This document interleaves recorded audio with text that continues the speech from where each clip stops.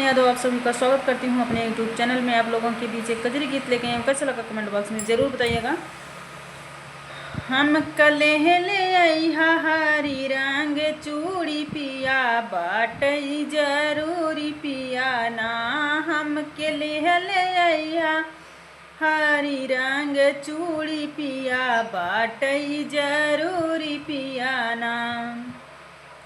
कौनो चली ना बहाना बंद कई देबै खाना। कौनो चली ना बहाना बंद कई देबै खाना। तोहर सुनबै ना एक मजबूरी पिया बाटई जरूरी पिया ना। तोहरो सुनबै ना कौनो मजबूरी पिया बाटई जरूरी पिया ना। हम कले ले अइहा हरी रंग चूड़ी पिया बाटई जरूरी पिया ना। अगर चूड़ी ना लियाइबा घर आके पछतैबा। अगर चूड़ी ना लियाइबा घरवाया के पछतैबा। घरवाया के पछतैबा। घरवाया के पछतैबा।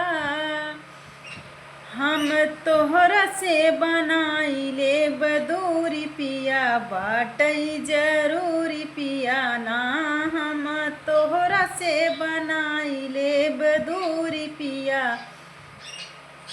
बाटई जरूरी पिया ना। हम कलिह ले अइहा हरी रंग चूड़ी पिया बाटई जरूरी पिया ना।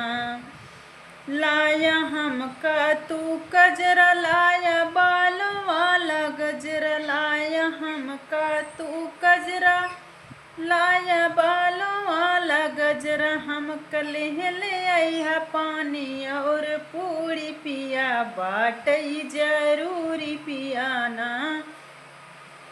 हम कलिह ले अइहा पानी और पूरी पिया बाटई जरूरी पिया ना। हम कलिह ले अइहा हरी रंग चूड़ी पिया बाटई जरूरी पिया ना।